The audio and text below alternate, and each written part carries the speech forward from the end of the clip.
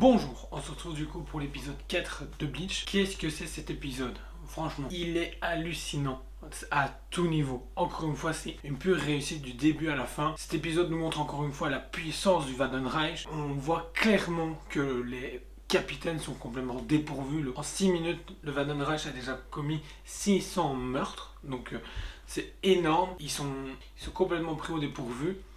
En plus de ça, on a les capitaines qui sont sur place, prêts à se battre. En plus de ça, les Stand Riders sont des Quincy améliorés, on va dire ça comme ça.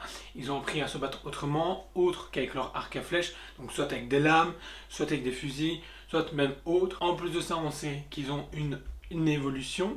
Donc c'est équivalent au Bankai. On prend dans cet épisode comme quoi s'ils veulent absolument emprisonner Bankai, c'est parce qu'ils en ont peur, même si ils n'osent pas l'admettre. Maintenant, pour moi, on n'a pas encore vu tout l'équivalent de ce qu'est le Vandenreich, parce que Matsumoto a fait passer le message comme quoi il fallait absolument pas utiliser son Bankai, parce que Hitsugaya lui-même s'est fait voler justement. Donc que ce soit Byakuya, Swaifun, j'oublie toujours son nom, mais celui avec la tête de loup, donc ils se sont fait tous absorbé en moins de temps et le message est passé immédiat par Matsumoto. On est là, on se dit où est-ce qu'on va aller, parce que ils sont clairement dans la mouise. Mais iWatch, donc le chef de Vandenreich, n'a pas encore montré l'étendue de son pouvoir. Il y a juste les pylônes de feu qui sont partout dans la Soul Society, donc, et même au niveau des portes pour pouvoir s'enfuir, parce qu'au point où il y en a un qui dit comme quoi vous pouvez courir de toute façon.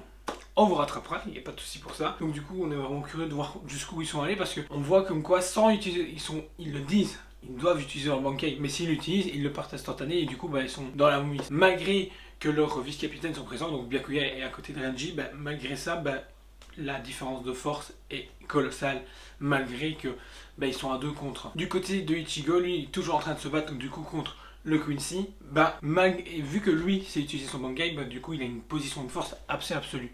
On ne sait pas pourquoi, il n'arrive pas à l'absorber. Et ça fait même rager et rendre fou justement le Quincy. Et je trouve ça limite excellent parce que du coup ils le disent, le rapport de force n'est pas équivalent du tout. La Soul Society du coup décide de sonner à Ichigo en passant par Urahara pour lui dire écoute, il faut absolument que tu viennes à la Society parce que t'es notre dernier recours. Ce qui est assez marrant, c'est qu'au final, le seul personne qui va et qui appelle, c'est le mec qui est seulement Shinigami suppléant. Donc c'est assez marrant à ce niveau-là. Ça m'a fait assez rire, mais en même temps, c'est le héros principal. Donc, du coup, Urahara intervient en neutralisant, entre guillemets, justement le Quincy, pour permettre d'ouvrir un portail vers la Society, et que Ichigo se dépêche d'y aller, tout en restant au téléphone, et on lui donne des instructions en lui disant comme quoi il faut qu'il reste absolument calme, mais la Society ça va pas du tout, ils se sont fait envahir, la guerre est déclarée, c'est officiel. Mais ça ne se termine pas du tout comme on aurait voulu que Ichigo arrive à la Society et c'est bon. Le Quincy n'est pas mort du tout, au point où il transperce Shad, ça m'a assez marqué parce que waouh. Et a transpercé également, a blessé également du coup Urahara, tout en fermant le portail qui ouvrait la Soul Society et en emprisonnant Ichigo. Donc comment est-ce que ça va dérouler le prochain épisode? Du coup ce sera rendez-vous la semaine prochaine pour découvrir ça. Cet épisode était fantastique, encore une fois hyper sanglant, c'est génial parce que ça permet de rendre compte vraiment la puissance du Vandenreich.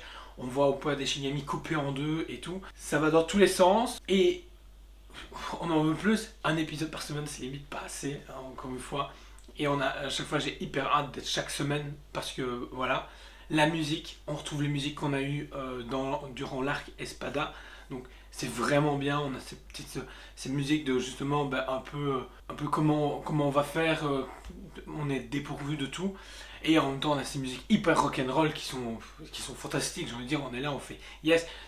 C'est un ennemi qui prend le parti de justement avoir ce côté très rock et pas forcément ce côté pop qu'a certains animés. Et puis je sais pas pourquoi mais l'opening j'arrive jamais à le passer, il est fantastique, je suis dedans à chaque fois, je suis ok, et je sais que c'est bien. Le seul bémol c'est on a quelques images qui se passent de l'épisode sans son, avec toujours le bruit musical qui n'apporte rien du tout, donc c'est juste ça.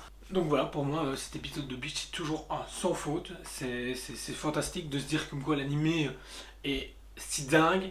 Chaque épisode reprend plus ou moins entre 4 et 5 chapitres du manga du coup, donc c'est pour ça que ça va hyper vite, parce que c'est hyper condensé. Maintenant je suis vraiment curieux de voir comment ça va se passer les choses. Du coup, vivement la semaine prochaine. N'hésitez pas à liker, partager, dire ce que vous pensez de l'épisode en commentaire. Et du coup, on se retrouve très vite pour une nouvelle vidéo.